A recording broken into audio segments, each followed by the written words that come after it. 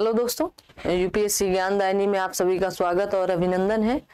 आप सभी लोगों के बीच एक बार फिर से मैं नेहा प्रयागराज से आप सभी के बीच उपस्थित हुई। दूसरी चीज, आप सभी लोगों का प्यार दिख रहा है वीडियो पर, तो जैसे कि खनिज संसाधन, फिर उद्योग संसाधन और फिर उसके बाद आप सभी के बीच में अगला वीडियो जो जाएगा वो आप सभी लोग देख रहे हैं। कुछ वीडियो यहाँ से आपकी देखिए जनसंख्या से संबंधित भी जाएगा। अभी जनसंख्या से संबंधित आज वीडियो बना रहे हैं हम, तो जनसंख्या से संबंधित भी वीडियो जाएगा और उससे पहले कुछ और टॉपिक के विषय में आपके बीच वीडियो पहुंच चुका होगा। ठीक है, तो चलिए, तो आप सभी के बीच में जैसे आप सभी लोगों को पता है कि ये ज्योग्राफी के कुछ ऐसे इंपॉर्टेंट टॉपिक होते हैं। जनसंख्या तो हर एक आपके एग्जाम में आती है, हर एक एग्जाम में, चाहे वो वनडे लेवल का हो, चाहे वो स्टेट लेवल का हो, चाहे यूपीपीसीएस हो, चाहे आरओ हो, हर जगह भारत की जनगणना। आज हम भारत की जनगणना की बात करेंगे और फिर किसी दिन आपसे उत्तर प्रदेश की जनगणना की बात कर देंगे। ठीक है, क्योंकि उत्तर प्रदेश का आप एग्जाम देते हैं तो उत्तर प्रदेश की जनगणना आप सभी के बीच में पूछ ली जाती है। ठीक है, तो चलिए आज हम बात करेंगे भारत की जनगणना के बारे में। तो भारत की जनगणना शुरू करने से पहले आप सभी के बीच में जैसे कि पता है, ये शाम 6 बजे क्लास चलती है। कितने बजे चलती है? शाम 6 बजे लाइव क्लास चलती है। तो आप लोग प्रयास किया करें कि इस क्लास में जरूर जुड़े। बहुत सी ऐसी चीजें होंगी जो आप कुछ यहाँ से नया सीख कर जाएंगे और ये श्योर रहता है कि आप अगर किसी की भी क्लास ज्वाइन करेंगे तो कुछ ना कुछ आपके विचार में, आपके ज्ञान में बढ़ोतरी जरूर होती है। ठीक है, चलिए, तो आज हम शुरू करेंगे अपना जो भारत है। जैसा कि मैंने कहा कि आज भारत की जनगणना बताएंगे। ठीक है, तो क्या आज भारत की जनगणना बताई जाएगी और उसके बाद देखिए ये भारत की जनगणना के लिए आपका लोग बन चुका है और यही से आपका मोस्ट इंपॉर्टेंट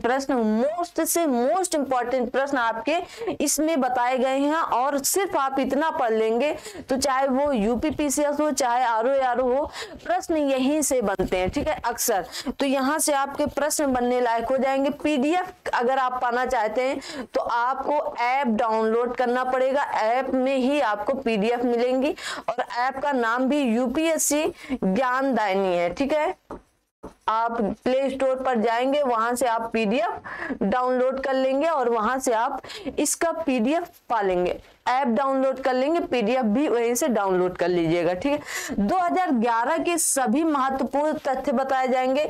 2021 की डिजिटल जनगणना की जानकारी दी जाएगी क्योंकि हो तो पाई नहीं थी कोरोना की वजह से, और फिर से कह रहे हैं। और इसमें आपकी थ्योरी रहेगी जो मैंने बताया कि महत्वपूर्ण तथ्य बताए जाएंगे और कुछ आपके क्विज अभ्यास रहेंगे, मतलब कुछ आपके प्रीवियस ईयर के क्या रहेंगे, क्वेश्चन रहेंगे। ठीक है, ऐसे पढ़ोगे तो दोबारा रटना नहीं पड़ेगा। ऐसे पढ़ाएंगे आज हम आप सबको। ठीक है, कि आपको दोबारा रटना नहीं पड़ेगा। चलिए आइए जनसंख्या की बात करते हैं। किसकी बात करेंगे? भारत की जनगणना की बात करेंगे, जनसंख्या की नहीं, जनगणना की। भारत में जनगणना का प्रारंभिक, देखिए भारत में जनगणना का प्रारंभिक प्रमाण कहाँ से मिलता है? जो प्रारंभ हुई थी तो इसका प्रमाण आपके कहाँ से मिलता है? कौटिल्य का जब शासन चल रहा था, किसका? कौटिल्य का। कौटिल्य के अर्थशास्त्र में इसकी थोड़ी सी चर्चा होती है। कहां पर? अर्थशास्त्र में। ठीक है, अर्थशास्त्र इनका है और इनकी अर्थशास्त्र में, कौटिल्य की अर्थशास्त्र में थोड़ी सी चर्चा होती है और ये 321 से लेकर 296 बीसी तक, कितने तक थे? 321 से लेकर 296 बीसी तक। ठीक है, तो याद रखेंगे पहला प्रमाण यहां से मिलता है। भारत की जनगणना की बात हो रही तो सिर्फ भारत की बात की जाएगी। जब उत्तर प्रदेश की जनगणना की बात करेंगे तो सिर्फ उत्तर प्रदेश की जनगणना की बात करेंगे हम। ठीक है, तो ये पहला प्रमाण मिलता है आपके भारत के जो कौटिल्य थे, मतलब कौटिल्य सभी लोग जानते हैं, कौटिल्य को ही आप सभी लोग चाणक्य भी कह देते हैं और ये मौर्यकालीन थे। कौन थे? मौर्यकालीन थे और मैंने बताया 321 से लेकर 296 बीसी तक इन्होंने क्या किया था, बीसी में के बीच में मिलता है। ठीक है, फिर उसके बाद हमारे जो आईने ए अकबरी, जो आईने ए अकबरी है मुगल काल में, इसके बाद मुगल काल में भी इसका प्रमाण थोड़ा सा मिलता है। किसमें मिलता? आईने ए अकबरी में। आईने अकबरी किसने लिखा था? तो आप कहेंगे अबुल फजल जी लिखे थे। कौन लिखे थे? अब आप यहाँ पर देखिए इतिहास का एक प्रश्न मिल गया। अबुल फजल क्या लिखे थे? आईने ए अकबरी। आईने ए अकबरी, ठीक है। इनकी आईने ए अकबरी से भी थोड़े थोड़े से प्रमाण मिलते हैं कि जनगणना हुई थी। तो क्या मिलता है यहाँ पर? इसका जिक्र दिखता है। किसका? जनगणना का जिक्र इनकी आईने ए अकबरी में दिखती है। कब लिखी गई थी? तो 1595 से 96 के बीच में, ठीक है। कब? 1595 से 96 के बीच में। याद रखेंगे, ये इतने याद करने लायक पॉइंट नहीं है। बस प्रमाण, पहला प्रमाण भारत में कहाँ मिलता है? तो कौटिल्य और मुगल काल में आईने अकबरी में मिलता है। फिर आता है आपका, देखिए प्राचीन इतिहास में भी मिलता है, फिर आपका मुगल काल में या मध्य काल में भी मिलता है। अब आइए बात करते हैं हम लोग आधुनिक काल की। तो मैंने जैसे बताया भारत की जनगणना 2021 की नहीं बल्कि 2011 की बात करेंगे, क्योंकि 2021 की जनगणना आपकी इस कोरोना काल के कारण नहीं हो पाई थी। अब आगे होगी। और फिर से देखिए कोरोना आ गया। आप सभी लोग सतर्क रहें और अपनी रक्षा सुरक्षा स्वयं करें। क्या कहते हैं? मास्क लगाएं, सैनिटाइजर अपने साथ रखें, ठीक है। पढ़ाई भी करते रहिए, पढ़ाई से कोई कोताही नहीं करेंगे कि कोरोना आ गया। देखिए विश्व में 1749 में पहली बार आधुनिक विश्व में जनगणना कराने वाला देश स्वीडन था। याद रखेंगे, मोस्ट इंपॉर्टेंट पॉइंट कौन था? आपका स्वीडन था। ये पॉइंट काफी इंपॉर्टेंट माने जाते हैं, ठीक है। विश्व की बात हो रही, पहली बार इसने क्या किया था? पहली बार जनगणना कराई थी। नियमित जनगणना नहीं थी। कब थी? 1749 में। 1900 नहीं, 1749। फिर 1790 में दशकी का मतलब होता है हर 10 साल में नियमित कराना, ठीक है। 10 की जनगणना की शुरुआत किस देश ने की? तो अमेरिका ने। संविधान भी सबसे पहले किसने लिखा? अमेरिका ने, ठीक है। तो संविधान भी अमेरिका ने लिखा, जनगणना भी अमेरिका ने कराई 1790 में पहली बार 10 की जनगणना, मतलब हर 10 साल में। तो जैसे 1790 में हुई पहली, फिर आपकी कितनी होगी? 1700, फिर आपकी 1800 में होगी, इस तरह से, ठीक है। तो 1790 में इन्होंने पहली बार कराया था, ठीक है। आइए फिर 1872 में हमारे भारत में 1872 में भारत में जनगणना की शुरुआत किसके कार्यकाल में हुई? मोस्ट इंपॉर्टेंट प्रश्न, लॉर्ड मेयो के काल में। लिख लें लॉर्ड मेयो के काल में, और आगे लिख लें मोस्ट इंपॉर्टेंट प्रश्न, ठीक है। लॉर्ड मेयो के काल में पहली बार हुई थी। लेकिन 1881 में भारत में नियमित जनगणना की शुरुआत किसके द्वारा, किस कार्यकाल के या किसके द्वारा कराई गई? तो लॉर्ड रिपन के काल में। किसके द्वारा? लॉर्ड रिपन के। 1881, दोनों याद रखना, 1872 में लॉर्ड मेयो, 1881 में आपके लॉर्ड रिपन। कौन थे ये? नियमित जनगणना, मतलब अब यहां से हर 10 साल में आपकी जनगणना शुरू हो गई थी। स्वतंत्र भारत की पहली जनगणना 1951 में हुई। कब हुई? 1951 ईस्वी में। उसी समय जनगणना आयुक्त R.A. गोपाल स्वामी थे। याद रखना है, जीके है आपका। क्या है ये? जीके है। कभी भी कहीं पर भी प्रश्न बन सकता है, ठीक है। एग्जामिनर की नजरें जब भी इस प्रश्न में जाएंगी वो प्रश्न बनाकर रख देंगे। तो पहले जनगणना आयुक्त कौन थे आपके? R.A. गोपाल स्वामी थे, ठीक है। जनगणना संगठन केंद्रीय गृह मंत्रालय के अधीन आता है, मतलब होम मिनिस्ट्री के अधीन आता है। किसके? होम मिनिस्ट्री के अधीन। क्या? जनगणना, ठीक है। याद रखेंगे जनगणना संगठन जो है वो किसके अधीन आता है? होम मिनिस्ट्री के, ठीक है। कार्यरत है, जिसके उच्चतम अधिकारी जनगणना आयुक्त होते हैं। जो इसके उच्चतम अधिकारी होते हैं वो आपके क्या होते हैं? जनगणना आयुक्त होते हैं, ठीक है। आइए बात करते हैं 2011 की जनगणना। 2011 की भारत की 15वीं जनगणना और स्वतंत्र भारत की 7वीं जनगणना थी। देखिए अगर भारत की बात की जाएगी तो भारत की कौन सी थी? 15वीं जनगणना थी स्वतंत्र भारत की, ठीक है। और स्वतंत्र भारत की कौन सी थी? 7वीं जनगणना थी। भारत की 15वीं थी और स्वतंत्र भारत की 7वीं जनगणना थी। अगर इस साल की हो जाती, 2021 की जनगणना हो जाती, तो ये कौन सी? मान लीजिए 2021 की जनगणना हो जाती तो ये आपकी 16वीं जनगणना हो जाती जनगणना, और स्वतंत्र भारत की 8वीं जनगणना हो जाती। कौन सी हो जाती? 8वीं जनगणना, ठीक है, 8वीं जनगणना हो जाती। तो आपको ये याद रखनी है, ठीक है। चलिए आगे देखते हैं, आगे क्या पॉइंट है, देखिए उसके बाद यही है ना। हाँ चलिए, तो आगे देखिए यहाँ पर कुछ महत्वपूर्ण तथ्य दिए गए, उनको देखना है। ये क्यों बनाई गई है आप सभी लोगों को पता होगा। चलिए देखते हैं। 2011 की जनगणना का शुभंकर जो था वो क्या था, ये इसी को मास्कोट कहते हैं। तो क्या थे? प्रगणक शिक्षिका थी। यही है, कौन है ये? प्रगणक शिक्षिका है। कौन है ये? आपकी प्रगणक शिक्षिका थी। तथा इसका आदर्श वाक्य क्या था? तो हमारी जनगणना हमारा भविष्य, याद रखना है। 2011 की हमारी जनगणना हमारा भविष्य, our census our future. Our means हमारा, हमारी जनगणना हमारा फ्यूचर या हमारा भविष्य, ठीक है। 2011 की जनगणना के समय जनगणना आयुक्त डॉक्टर सी चंद्रमौली थे। कौन थे? डॉक्टर सी चंद्रमौली थे, आपको याद रखना है। 2011 की जनगणना में कुल 29 प्रश्न पूछे गए थे। क्या किए गए थे? 29 प्रश्न पूछे गए थे। चलिए 2021 की जनगणना के महत्वपूर्ण तथ्य देख लेते हैं। क्या है महत्वपूर्ण तथ्य? 2021 की 16वीं जनगणना कौन सी होगी? 16वीं।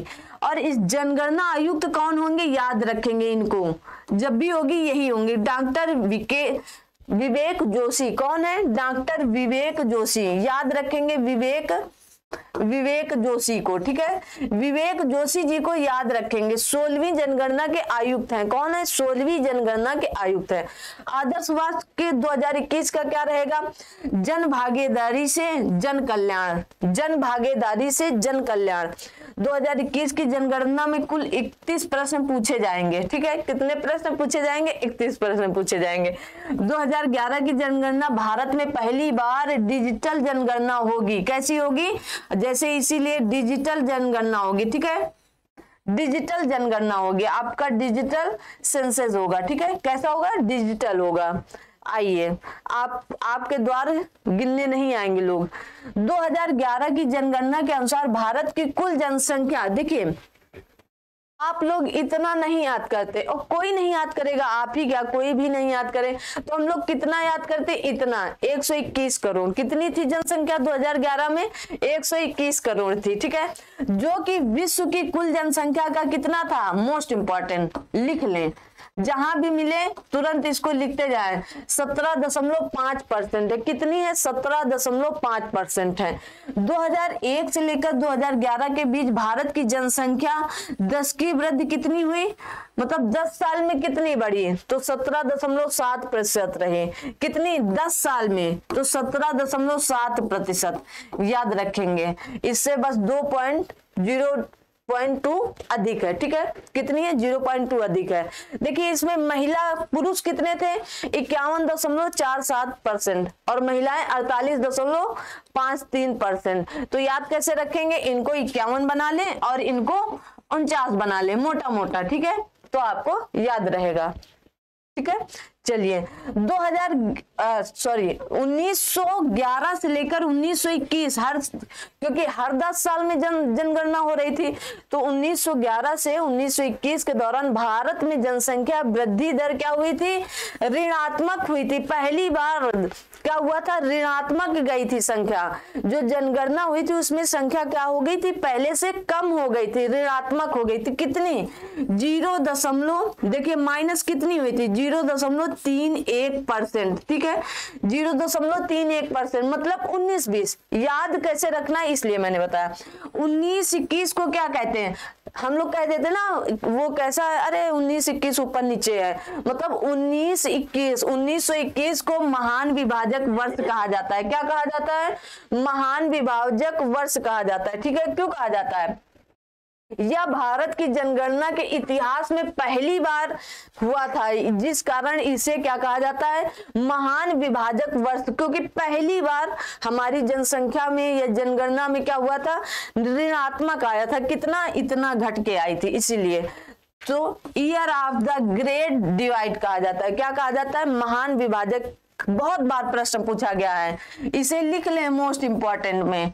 इतनी बार ये प्रश्न आया कि महान विभाजक के रूप में किस वर्ष को कहते हैं, तो कुछ लोग 1911 को समझते कि 1911 में, भाई 1911 में तो थी जब इसकी जनगणना 10 साल का अंतराल आया, जब इसकी जनगणना 1921 में हुई तभी न मानी जाएगी, तो कंफ्यूजन बिल्कुल नहीं रखेंगे, ठीक है।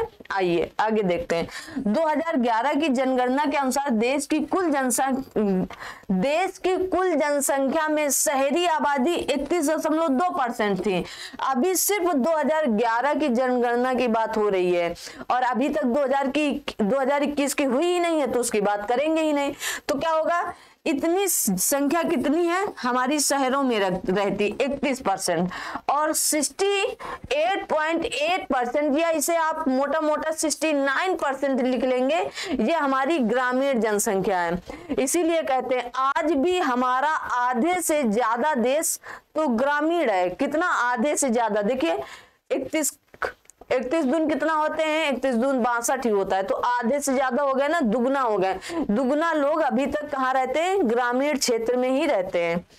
चलिए 2011, आइए जनसंख्या की बात शुरू करते हैं यहाँ से और अपने सिलसिले को हम लोग पूरा करते हैं। और इसको ये देखते रहना कि ये मोस्ट इंपॉर्टेंट प्रश्नों में से हैं, ठीक है। क्या है, ये मोस्ट इंपॉर्टेंट प्रश्नों में से हैं, बस आपको एक नजर से देखते चलना है और पढ़ते चलना है।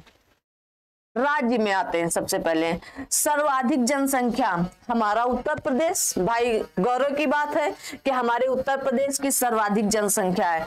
दूसरे नंबर पे महाराष्ट्र आता है, बस इतना याद करना है, ठीक है। न्यूनतम किस राज्य की जनसंख्या होगी, सिक्किम। अब सिक्किम जोरों से चिल्ला चिल्ला के कह रहा है भाई मैं सबसे न्यूनतम हूं। आप कहेंगे कैसे कह रहा, हमें तो नहीं समझ में आ रहा। कम, सिक्किम मतलब कम, मैं सबसे कम हूं, जोरों से कह रहा है मैं सबसे कम हूं। और फिर उसके बाद मिजोरम। तो जनसंख्या के क्षेत्र में सबसे ज्यादा उत्तर प्रदेश, दूसरे नंबर पे महाराष्ट्र, सबसे कम आपका सिक्किम, और सिक्किम के बाद क्या होते हैं हम, मतलब रम, हम है सिक्किम में कह रहा है, सिक्किम कह रहा है हम सबसे कम, मतलब रम, तो मिजोरम, ठीक है, याद हुआ। आइए केंद्र शासित प्रदेश जिसे हम लोग यूटी कहते हैं, वर्तमान में आपकी कितनी यूटी हैं, तो आप कहेंगे 8 यूटी हैं, ठीक है। तो सर्वाधिक जनसंख्या हमारे दिल्ली में, भाई सबसे ज्यादा जनसंख्या है दिल्ली में, सर्वाधिक केंद्र शासित प्रदेश की बात दिल्ली में। और न्यूनतम हमारा लक्षद्वीप, क्योंकि लक्षद्वीप कहता है, देखिए ये खुद बता रहा है, लक्ष्य करके रखा है कि मैं अपनी जनसंख्या को न्यूनतम ही रखूंगा, ये लक्ष्य बना के रखा है, ठीक है। आइए आगे बात करते हैं। 10 की वृद्धि, अब हर 10 साल में जनगणना होती है, तो सबसे ज्यादा जनगणना हर 10 साल की जो वृद्धि है, तो सबसे ज्यादा वृद्धि कहाँ हुई, सर्वाधिक 10 की वृद्धि कहाँ हुई, तो मेघालय में, दूसरा अरुणाचल प्रदेश में। राज्यों में सबसे ज्यादा 10 की वृद्धि, मतलब 10 साल में जनसंख्या में वृद्धि हुई है, क्या है, वृद्धि हुई है, कितनी, 27%। और उसके बाद अरुणाचल प्रदेश आपका जो क्या है, ये पूर्वोत्तर भारत में ही आते हैं आपके, तो क्या होगा, पूर्वोत्तर भारत का जो आपका अरुणाचल प्रदेश और मेघालय, ठीक है, इसमें कितनी जनसंख्या है आपकी, तो यहाँ पर जनसंख्या में वृद्धि हुई है। लेकिन वहीं पूर्वोत्तर भारत का एक राज्य है, वो कहता है भाई हम तो न्यूनतम ही रहेंगे, आप लोग चाहे जितना पढ़ लिख कर आगे बढ़ जाओ, चाहे जितनी जनसंख्या कर लो, न्यूनतम 10 की वृद्धि पूछा जाता है। ये वाला प्रश्न खूब पूछा जाता है, न्यूनतम इंपॉर्टेंट लगा लें। क्यों पूछा जाता है, क्योंकि माइनस में चली गई थी, बाकी सारे राज्य आपके प्लस में थे, मतलब 10 की वृद्धि हुई, कम हुई, थोड़ी हुई, ज्यादा, लेकिन इसने अपने आप को माइनस कर लिया।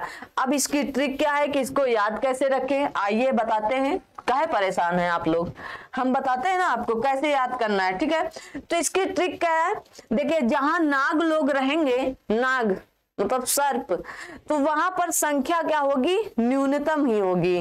क्या होगी, न्यूनतम। भाई जब 10 साल की बात हो गई तो धीरे धीरे नाग बढ़ते गए, तो जनसंख्या घटती गई, तो नागालैंड न्यूनतम है। आइए बात करते हैं केंद्र शासित प्रदेशों की। सर्वाधिक वृद्धि आपकी दादर एवं नागर हवेली या नगर हवेली है, कहां पर सर्वाधिक वृद्धि कहां पर होगी, दादर नगर में। और न्यूनतम, देखिए न्यूनतम पे इसने लक्ष्य रख रखा है कि भाई हम तो अपनी न्यूनतम ही रखेंगे, तो क्या होगा, लक्षद्वीप। 10 की वृद्धि सबसे कम कहां हुई थी अगर केंद्र शासित प्रदेश में, तो लक्षद्वीप में। चलिए जनसंख्या घनत्व, जनसंख्या घनत्व की बात देखिए। जनसंख्या घनत्व का तात्पर्य प्रति वर्ग किलोमीटर में निवासित औसत जनसंख्या से। अब प्रति वर्ग किलोमीटर मतलब मान लीजिएगा वर्ग कैसा होता है, उसकी लंबाई चौड़ाई सब क्या होती है, बराबर होती है, ठीक है। लंबाई चौड़ाई बराबर होंगी वर्ग की, तो क्या होगा, वो वर्ग बनेगा। मतलब ये अगर 1 किलोमीटर है तो ये भी 1 किलोमीटर होगा, क्या होगा, 1 किलो। इसके बीच में जितने जनसंख्या होगी उसी को वर्ग किलोमीटर में निवासित औसत जनसंख्या से 2011 की जनगणना के अनुसार भारत का जनसंख्या घनत्व 382, कितना है, 382 व्यक्ति प्रति वर्ग किलोमीटर है, ठीक है। प्रति वर्ग किलोमीटर है कितना, 382, ठीक है। याद रखेंगे, पूछ लिया जाता है अक्सर, ठीक है, इसलिए कई बार मैंने बताया। भारत की पूछे तो 382 बताएंगे आप, ठीक है। कितनी बताएंगे, 382। देखिए राज्यों में सबसे ज्यादा कहां पर जनघनत्व है, तो जनसंख्या घनत्व सबसे ज्यादा आपके बिहार में है। कहां पर, बिहार में। जनसंख्या सबसे अधिक यूपी में, जनसंख्या घनत्व बिहार में। उसके बाद आपके बिहार के ही और नीचे जाएंगे तो क्या बढ़ेगा, पश्चिम बंगाल में, वेस्ट बंगाल में। न्यूनतम अरुणाचल प्रदेश में सिर्फ 7 लोग रहते हैं। उसके बाद मिजोरम 52 लोग। यहाँ पर देखिए 1 वर्ग किलोमीटर में कितने लोग रहते हैं, 1106 लोग, मतलब 1106 लोग रहते हैं, ठीक है। केंद्र शासित प्रदेश, इसने तो भाई सारा कुछ रिकॉर्ड ही तोड़ दिया है ना। केंद्र शासित प्रदेश सर्वाधिक जनसंख्या घनत्व दिल्ली में, 1 वर्ग किलोमीटर के अंतराल में 11,320 लोग रहते हैं। और हमारे भारत का वर्ग किलोमीटर कितना है, 382 है। सोचिए जो इसके लास्ट के अंक आते हैं इतना तो हमारे भारत का है ना। और दिल्ली में सबसे ज्यादा केंद्र शासित प्रदेशों में। और अंडमान निकोबार द्वीप समूह में कितने लोग रहते हैं, तो आप कहेंगे मतलब अंडमान निकोबार द्वीप समूह में बहुत कम लोग रहते हैं, एकदम 46 लोग रहते हैं। और सबसे कम अरुणाचल प्रदेश में 17 लोग। चलिए लिंगानुपात, जिसे सेक्स रेशियो कहते हैं, ठीक है। तो सेक्स रेशियो क्या होता है, देखिए लिंगानुपात प्रति 1000 पुरुषों की तुलना में स्त्रियों की संख्या को लिंगानुपात कहते हैं। लिंगानुपात कैसे कहेंगे, मतलब 1000 पुरुष हैं और उनके बीच में केवल 900 ही स्त्रियां हैं, तो इसी को लिंगानुपात कहेंगे। अब 100 पुरुष तो मतलब क्योंकि हर एक पुरुष के लिए एक स्त्री गिनी जाती है, ठीक है। अब 100 पुरुष, 1000 पुरुष में 900 स्त्रियां हैं। अब 100 पुरुष ऐसे होंगे जो जिनके पास स्त्रियां नहीं होंगी, तो इसी को क्या कहेंगे हम लोग, लिंगा अनुपात कहते हैं। देखिए यहाँ पर बताया गया है कैसे, आपको देखिए समझ में आ रहा होगा। ये सूत्र लिखा है इसी के, स्त्रियों की संख्या बटे पुरुषों की संख्या गुणे 1000। जहां का भी निकालना है, जिस भी राज्य का, जिस भी देश का, तो हमारे भारत का कितना है, 943। भारत का 943, याद रखेंगे 943 है। कितना है, 943 है। लिंगानुपात कितना है भारत का, 943 है। खूब पूछा जाता है, ठीक है। अब देखिए सर्वाधिक लिंगानुपात केरल का है। 1000 पुरुषों पर 1084 महिलाएं निकल के आती हैं, ठीक है। 1000 पुरुषों पर 1084 महिलाएं। तमिलनाडु में 996 हैं। ये नहीं पूछा जाता कितनी है, लेकिन ये पूछा जाता है सर्वाधिक कहाँ है लिंगानुपात आपका, तो आप कहेंगे केरल में। और सबसे कम हरियाणा में, कहां पर है, हरियाणा में, ठीक है। सबसे कम लिंगानुपात आपके हरियाणा में है। देखिए केंद्र शासित प्रदेश, केंद्र शासित प्रदेश में आपके पुदुचेरी में है। कहां पर है, पुदुचेरी। और सबसे कम दमन एवं द्वीप। अब दमन और द्वीप और वो कौन सा नागर, अरे क्या कहते हैं उसको भाई, दादर एवं नगर हवेली, दमन और दीव, दादर एवं नगर हवेली को मिलाकर एक केंद्र शासित प्रदेश बना दिया गया, ठीक है। ये भी याद रखेंगे क्योंकि कभी कभी पूछ लिया जाता है कि कौन कौन मिलकर बने हैं, ठीक है। चलिए तो वहां तक बात हुई आपकी। अब आगे बात करते हैं शिशु लिंगानुपात की। किसकी बात करेंगे? शिशु लिंगानुपात की। देखिए शिशु लिंगानुपात में क्या होता है, जन्म से लेकर 6 वर्ष की आयु तक प्रति 1000 बालकों की संख्या की तुलना में इसी आयु वर्ग में बालिकाओं की संख्या के अनुपात में शिशु लिंगानुपात होता है। जैसे स्त्री पुरुष जैसे सेक्स रेशियो होता है वैसे ही आपका होता है शिशु लिंगानुपात। ठीक है, तो क्या हमारे भारत का कितना है? 919। कितना है? याद रखना, 919। अब याद कैसे करेंगे? शिशु कितने दिन में होता है? 9 महीने में। एक शिशु कितने महीने में होता है? तो 9 महीने में। एक के आगे पीछे 9 लगा ले। एक शिशु के लिए कितना समय लगता है? तो 9 महीने। तो 1919 लिंगानुपात है हमारे शिशुओं का भारत में। ठीक है, देखिए बालिकाओं की संख्या 0 से 6 और बालकों की संख्या 0 से 6 और गुणे 1000 करना है। ठीक है, ऐसे ही निकलता है चाहे किसी देश और राज्य का निकल। सबसे ज्यादा देखिए सर्वाधिक लिंगानुपात अरुणाचल प्रदेश का है 972, फिर उसके बाद मिजोरम का है 970। याद रखना, सबसे ज्यादा अरुणाचल प्रदेश, सबसे कम लिंगानुपात मिजोरम का, मतलब उससे कम। सबसे कम देखिए हरियाणा का है, क्योंकि यहाँ पर लिंगानुपात ही कम है तो शिशु लिंगानुपात भी कम होगा, जाहिर सी बात। उसके बाद बगल के पड़ोसी राज्य पंजाब का है। किसका है? पंजाब का है। चलिए, केंद्र शासित प्रदेश सर्वाधिक शिशु लिंगानुपात अंडमान निकोबार द्वीप समूह का है और न्यूनतम दिल्ली का है। किसका है? न्यूनतम दिल्ली में है। ठीक है, और यहाँ पर क्या था? जनसंख्या घनत्व सबसे अधिक था। साक्षरता, देखिए साक्षरता हमारे भारत की कितनी है? सेम आप इतना ही याद रखेंगे। ठीक है, 74.04। कितनी भारत की साक्षरता कितनी? 74.07। साक्षरता मानी किसको जाती है? देखिए 0 से 6 वर्ष के बच्चों को साक्षर नहीं माना जाता है। क्यों? क्योंकि वो लिख या पढ़ नहीं सकते हैं। 7 वर्ष और उससे अधिक का जो व्यक्ति किसी भाषा को समझ सकता हो और उसे लिख या पढ़ सकता हो साक्षर कहलाता है। सीधी सी लाइन है, आप इसे याद रखेंगे। ठीक है, तो साक्षरों की संख्या बटे 7 प्लस आयु वाली जनसंख्या गुणे 1000 गुणे 100 यहाँ पर करना है। ये आपको सूत्र है, इसी के माध्यम से आप कहीं की भी साक्षरता निकाल सकते हैं। सर्वाधिक देखिए केरल की है, इसीलिए यहाँ पर लिंगानुपात भी अधिक है क्योंकि ये लोग पढ़े लिखे हैं। ठीक है, तो कितनी है? 94, मतलब महिलाओं का वहां पर ज्यादा 94। यहाँ की साक्षरता बतन 94%। मिजोरम 91। सबसे कम पढ़ा लिखा यह साक्षरता बिहार, लेकिन यूट्यूबर सबसे ज्यादा आपके बिहार से ही बने हैं। ठीक है, फिर इसके बाद अरुणाचल प्रदेश 65%। कितनी? 65%। और केंद्र शासित में लक्षद्वीप, हर जगह ये अपना एक कोई लक्ष्य बनाता है, टारगेट करता है। अब यहाँ पर बोला क्योंकि साक्षरता की बात थी कि मैं सबसे आगे रहूंगा, लक्षद्वीप। दादर नागर हवेली सबसे न्यूनतम। ठीक है, आइए आगे देखते हैं ग्रामीण जनसंख्या और शहरी जनसंख्या। कहां पर ग्रामीण जनसंख्या अधिक होगी और कहां पर 10 साल में कहां कैसे बढ़ा? देखिए यहाँ पर सर्वाधिक ग्रामीण जनसंख्या कहां पर है? हिमाचल प्रदेश में 90% लोग ग्रामीण है। कितने? 90%। तो सबसे कम शहरी यहीं के होंगे, सबसे कम शहरी कहाँ के होंगे? यहीं के होंगे। ठीक है, कितना? 10%। ठीक है, ये याद रखेंगे। और सर्वाधिक शहरी कहाँ के हैं? गोवा के। तो सबसे देखो सर्वाधिक शहरी गोवा के हैं और सबसे ज्यादा यहाँ पर गांव वाले हैं, ग्रामीण जनसंख्या। ठीक है, याद रखेंगे, ये पॉइंट बड़ा कंफ्यूजिंग कर देता है। सर्वाधिक ग्रामीण जनसंख्या हिमाचल प्रदेश में, सबसे ज्यादा ग्रामीण जनसंख्या हिमाचल प्रदेश में है।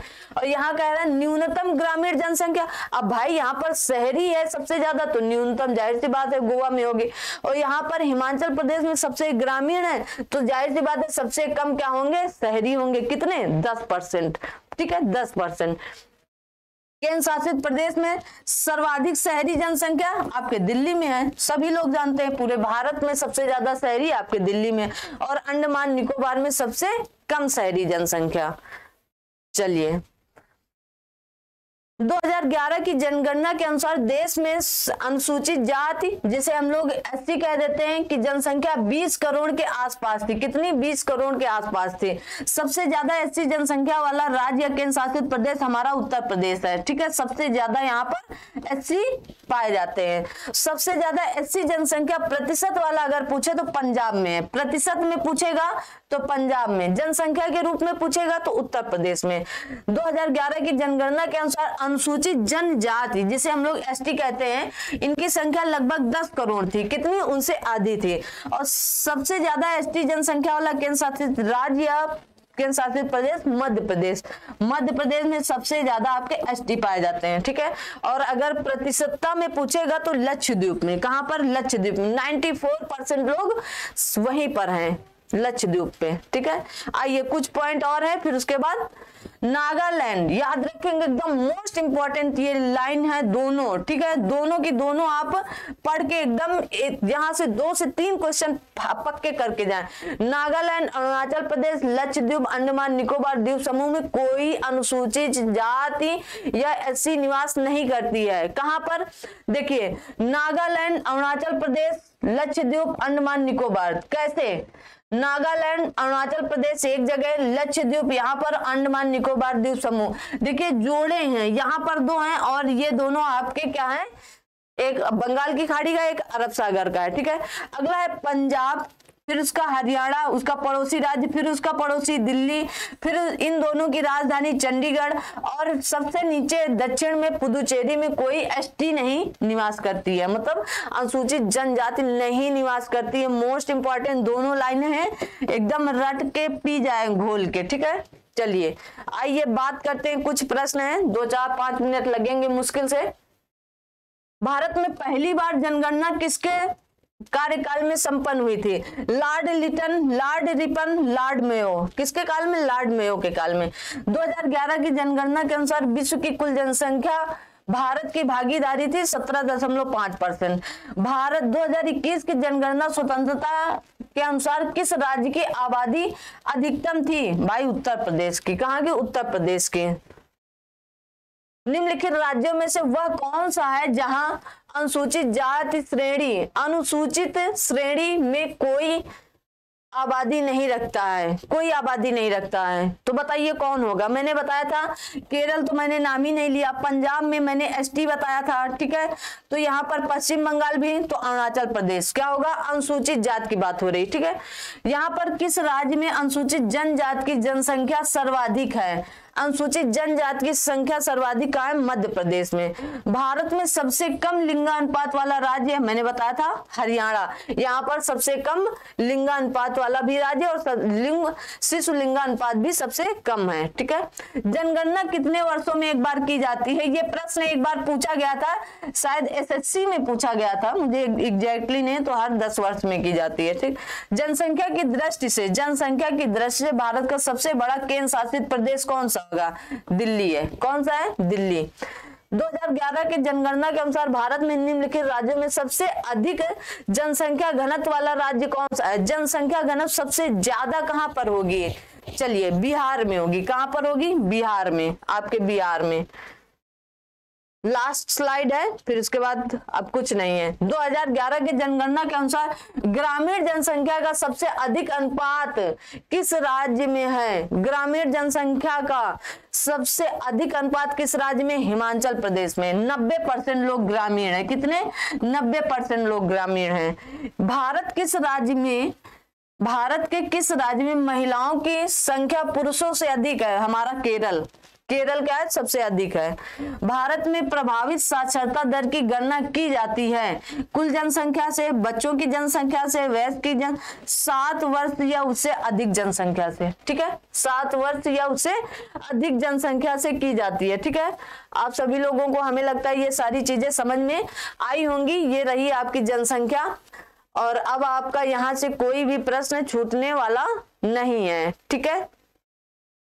चलिए, यहां से अब आपका कोई भी प्रश्न नहीं छूटेगा एग्जाम में, चाहे जहां से प्रश्न घुमा फिरा कर आ जाए, प्रश्न यहीं से आएगा। चलिए, तो इसी तरह मिलते हैं अगली क्लास में। तब तक आप सभी लोग अपना ध्यान रखें, अपने साथ सभी अपनों का ध्यान रखें, ठीक है।